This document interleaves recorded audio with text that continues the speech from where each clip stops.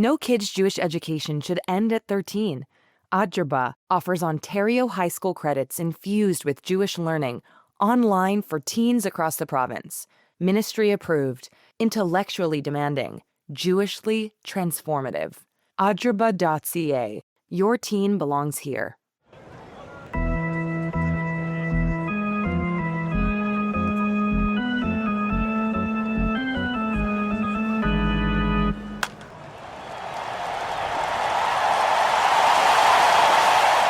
Hey everybody with the Benchwarmers, I'm Jamie. I'm here with my co-host Gabe. Gabe, how you doing, bud? You know, I'm doing great. We're mid-Olympics as we are here. It's been a banger of an event. Also, I am pretty sick of the cold. Right. Although pitchers and catchers are reporting. So baseball is right around the corner, and we'll be talking lots about baseball. The boys of spring, the boys of summer. If only we could get this snow to melt, am I right? Yeah, excited for you get to go down to spring training this year to do some baseball watching in a few weeks. That's exciting. I wish I was doing that. Didn't work out this year, but it's okay. You got your own reasons to miss, and we'll talk about that another time. Sure. But yes, it's always good to see the boys out in Dunedin and Clearwater and so on and so forth. But this episode, we have a bit of a special episode, mostly focused on one thing. I have an interview coming up with Ron Dyens, who is the producer of a movie called Papillon or Butterfly for our non-French inclined listeners. And Papillon is nominated for the Oscar for Best Animated Short Film this year. I know if Jewish papillons, I think of Dustin Hoffman. Sure, right. I don't know. And then to an extent, I guess the new one with Charlie Hunnam that nobody saw, but the remake. But tell me, How is this Papillon different? So this Papillon is about Alfred Nakache, who is a French swimmer who has the distinction of being one of the very few Holocaust survivors to compete in the Olympics. And I believe he is the only Holocaust survivor to have both competed in the Olympics before World War II and after the World War II as well. Alfred was a swimmer. He's a French Jew from Algeria who competed in 1936 at the Berlin Games, of course, the Nazi Olympics. I believe his team came in fourth. One of the relays he was in, he just missed out on a medal in the 4x200. Alfred was part of the resistance in France and was ultimately captured and spent most of 1944 and 1945 in Auschwitz and later in Buchenwald, but obviously survived and was liberated by American troops in 1945. And my understanding is that his family did not survive. He was the only survivor. His family did not survive. I think his child and his wife both killed in the Holocaust. Basically, he lost a huge amount of weight. Obviously, he barely survived the war. I don't think our listeners need an education on what it meant to survive the Holocaust. To survive Auschwitz is obviously tremendously taxing or crazy thing for anyone to have gone through and experienced. He used swimming sort of as his recovery afterwards and regained his ability in the pool and made it to the 1948 Olympics, where he competed for France again in the 1948 Summer Olympics. And that was the next Olympics. The next Olympics, 40 and 44 Olympics were both canceled due to the war. That's right. So despite the 12-year gap, he competed in 2 straight Olympics. It's an amazing story. I would say it's a story that I would say even us, people who are very involved in Jewish sports, didn't know a ton about. It seems that in France, it is a much more understood story. Like it's something that's known. There are there's a giant pool in Toulouse that's named after Alfred.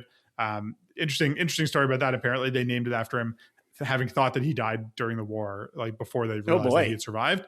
But they kept the name, and the pool is named after him. There's other pools around France that are named after him. So it's a story that they're more familiar with. And the movie is narrative, I would say. Like it is, it's sorry. But it's interpretive. It's interpretive. I think that's a fair way to put it. Yeah. It is a very interesting art style. It's basically painted. The director sort of paints on a glass screen, and that is captured and transformed into the animation, the animated film.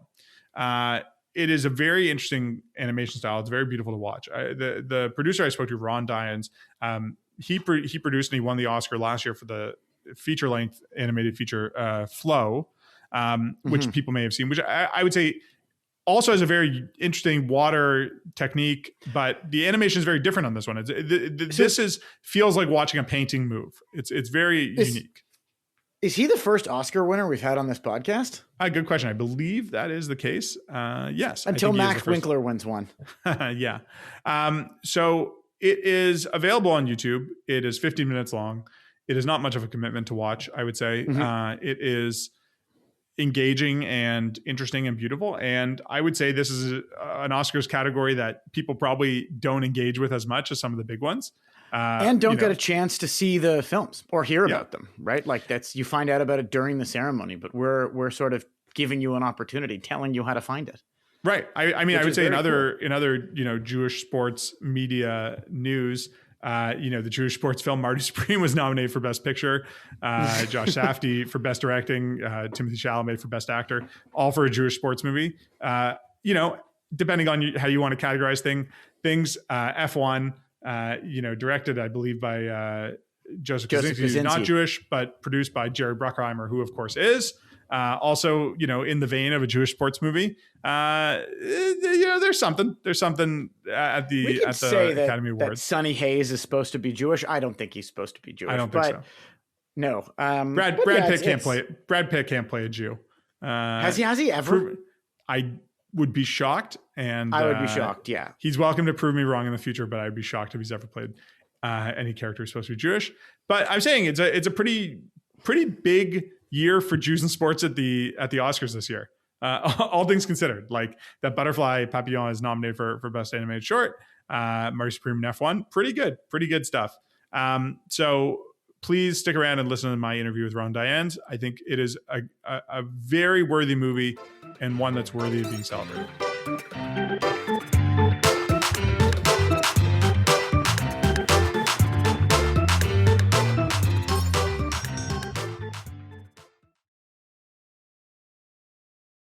Very excited to be joined today by Ron Dyens. Ron, thanks so much for joining us. Hello, nice to be with you. So we're here to talk about the film Papillon, Butterfly in English, which has recently been nominated for an Academy Award for Best Animated Short Film. Congratulations, first of all. That's a huge accomplishment in and of itself. Thank you. Just curious about that. What's it like to, find out you're on a long list, to find out that you're nominated? Is it just a tremendous amount of anticipation? Sometimes you feel that you have a good movie with you and it's not going very far. And sometimes you think some other movies can reach the last 5 and they are not reaching the last 5. So it's unpredictable. But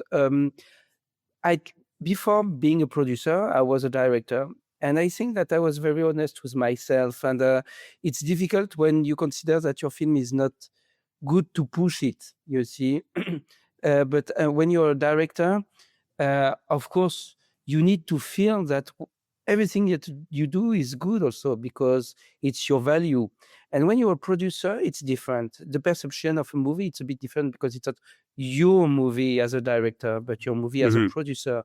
And the producer is kind of in between the director and and the audience. So we need to respect also to listen to the audience much more sometimes than a director.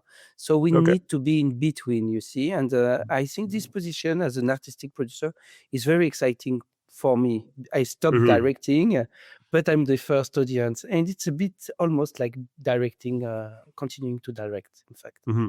The subject of the film is a Jewish French swimmer, Alfred Nakache. Alfred competed in the 1936 Berlin Olympics, and then again after the Holocaust, when he was in Auschwitz and Buchenwald briefly. I take it he's probably a more known person in France, but what drew you and the other people involved in making the film? What drew you to his story and wanting to make a piece of art about it? For me, in fact, before being French guy, a French swimmer, is someone that lived something terrible in his life. So this movie speaks not only about him, but is a kind of flag of something that happened. How to react, how to survive, how to be resilient, how to have friends that surround us, surround you, to protect you and to make you go back in the bath, in the pool, and to swim again and to go back to the Olympic Games in 1948. So 12 years after the Berlin Olympic Games in 1936. So for me, the topic is not really Alfred Nakache. Of course, Alfred Nakache is very important because it gives a moment to the history.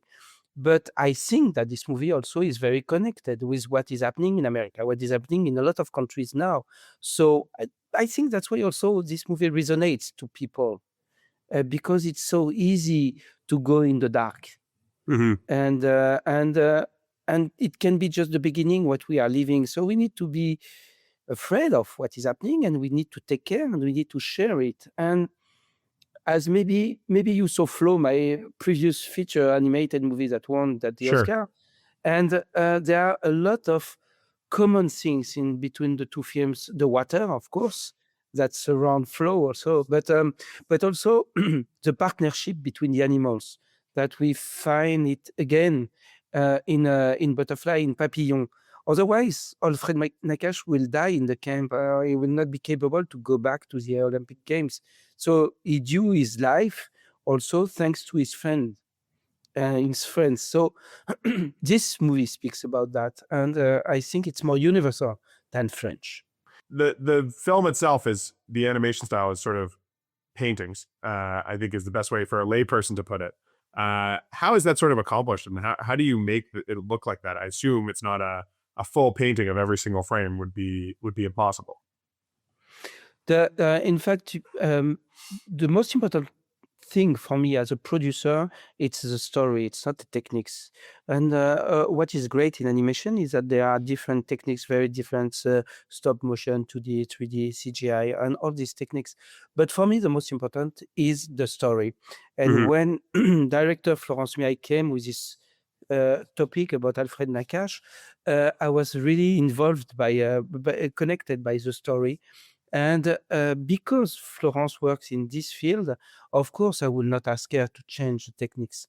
I was just before speaking about Flow. Flow is our first CGI movie that we produced. Before, Mhm. I made almost only 2D animation.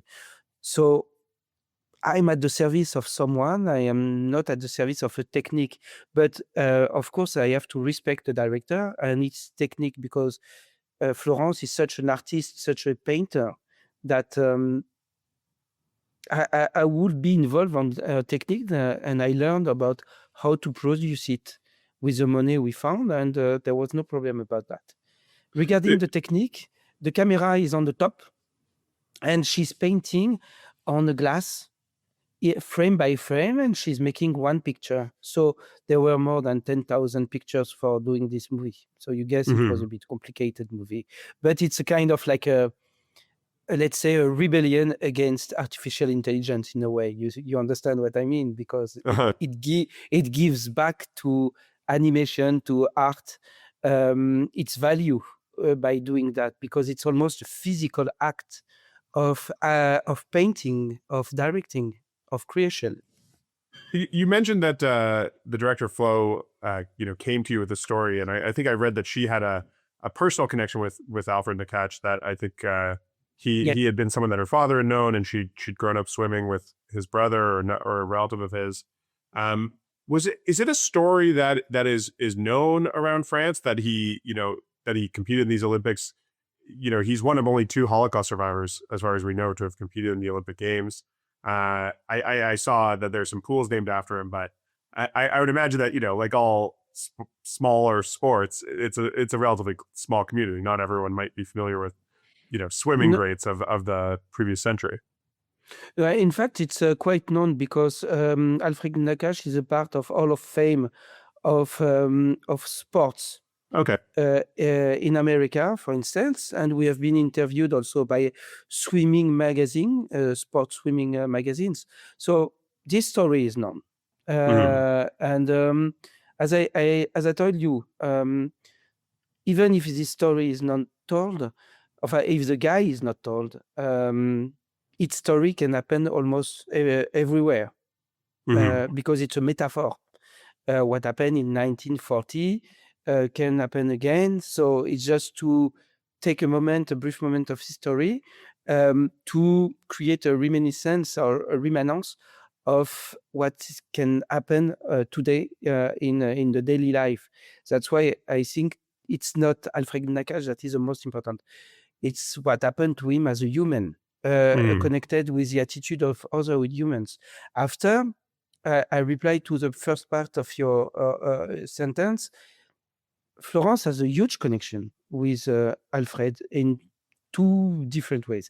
First way, it's because her father, was a resistant during the Second World War, and he was a resistant with Alfred Nakache. Right. So the father of Florence spoke a lot to Florence when she was a kid about this great guy that made the Olympic Games. He was world record champion. And so it was very important for the father, and he kind of widespread the story of Alfred Nakache, but also Florence learned how to swim in the south of France thanks to the brother of Alfred Nakache when she was a kid. So you see there is a huge connection. There's a real current in the film, not to put a play on words, but the whole film sort of takes place as a memory of him in the water. It's sort of amazing what can be done now with animating water and the way that looks. I feel like it's a real change from what we've seen in the past, but it connects everything and is such a symbol for life and rejuvenation and everything associated with his survival. I think it really comes across beautifully in the film.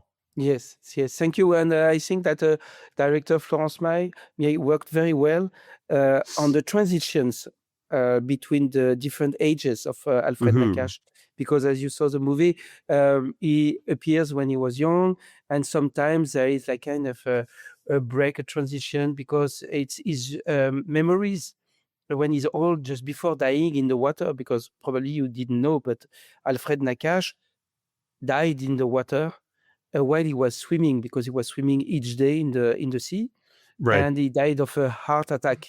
So in a way, he died in his own element. It's a kind of very poetic death in a way.